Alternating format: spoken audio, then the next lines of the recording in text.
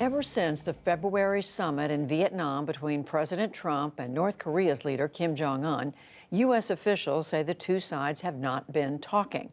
But today, President Trump revealed he received a letter from Kim, and Mr. Trump also extended an olive branch to Kim, a promise not to spy on him using his family.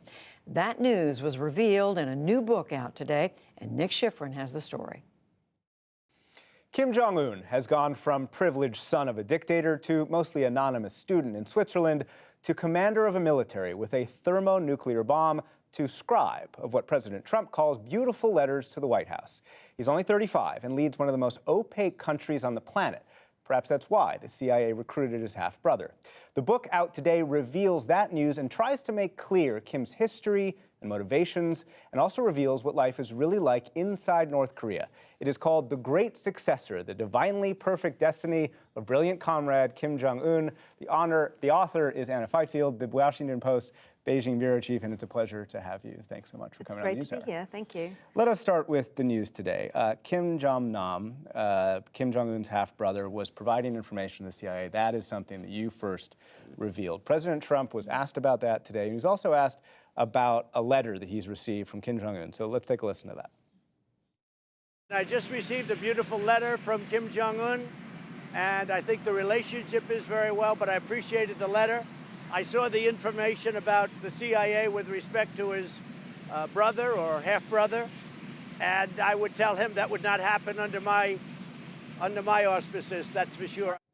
President Trump saying he would not recruit a member of Kim's family for spying. Remind us, who was Kim Jong-nam? What did he provide to the CIA, if we know? And also remind us how he died so publicly. Right, so Kim Jong-nam was the firstborn son of the North Korean leader Kim Jong-il. So according to the Confucian hierarchy of Korea, he should have been the successor, the firstborn son. He was not. He apparently fell out of favor, and he put himself into a kind of quasi-exile after 2001. Until his younger brother, Kim Jong Un, became the leader of North Korea at the end of 2011.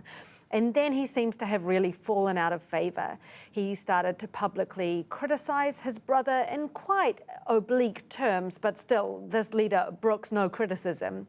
Even that was too much. And what I discovered in the course of reporting this book was that he had become an informant for the CIA, and that he was supplying information about the regime to American intelligence services. He would meet them in various locations in Southeast Asia. And in fact, on the day he died, when he was killed in Kuala Lumpur airport with a chemical weapon, he had $120,000 in cash in his backpack. He was killed by foreigners. That was the first time the North Korean regime had done that and done an assassination like this so brazenly. The Great Successor is called that, of course, because you mention Kim Jong-un's father, whom he succeeded. And you talk about how the succession was risky, and this crackdown on any dissent, even members of his family, was part of Kim Jong-un's power from the very beginning. And you call him the most Machiavellian leader of our time. Right. So Kim Jong-un was only 27 years old when he became the leader of North Korea.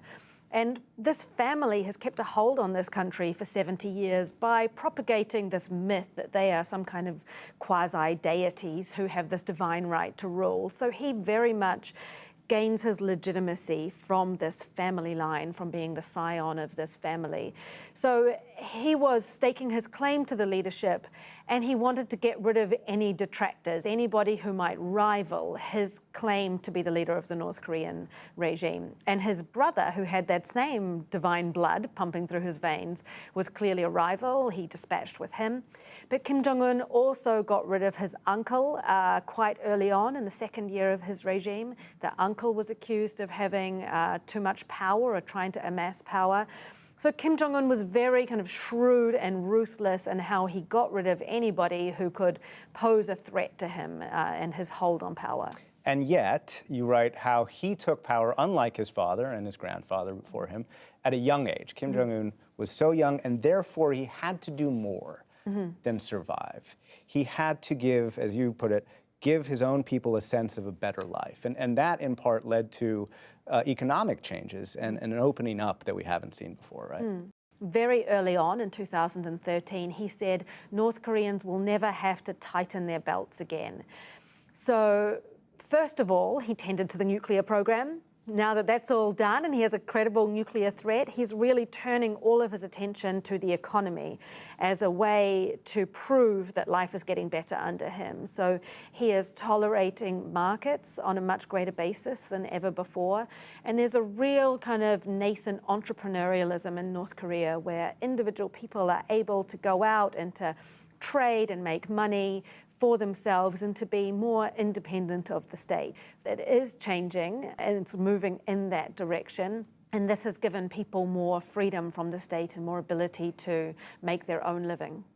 And Kim Jong Un himself. Talk about how secluded his childhood was. And one of your interesting sources, talk about the Japanese chef, Kenji Fujimoto. So Kim Jong Un, when he was growing up, didn't have anybody else to play with. So when this Japanese sushi chef arrived to make sushi for the royal household, Kim Jong Un seems to have kind of taken a shine to him as somebody interesting and eccentric and spent a lot of time with him. Like they flew kites together.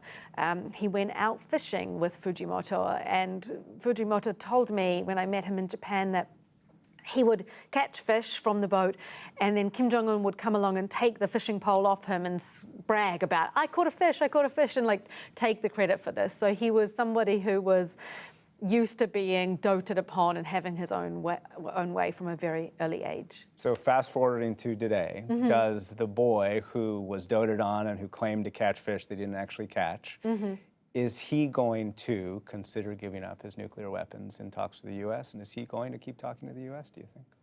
There is no way he's giving up his nuclear weapons. Like, he has put so much energy into this nuclear program because it gives him a lot of legitimacy in this militaristic regime. It's a way for him to placate the hardliners.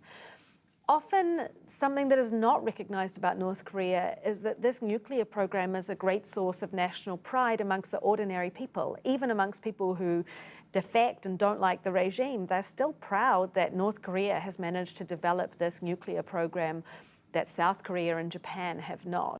You know, it was in 2011 when he was taking over the leadership that the Arab Spring was happening, and he saw what happened to Muammar Gaddafi in Libya, who had given up his nuclear program in exchange, you know, in a deal with the US. So I cannot see a situation where he gives it up entirely, but I can see a situation where he gives up something. He makes some gestures, he may give up some hardware, some of these missiles, because I think he does want these diplomatic talks with the United States to continue, because he wants sanctions relief. He wants to grow the economy, and he can't do that while the sanctions are in place. An insight into Kim's motivations, into North Korea itself. The book is called The Great Successor. The author is Anna Fifield, the Beijing bureau chief of the Washington Post. Thank you very much. Thank you.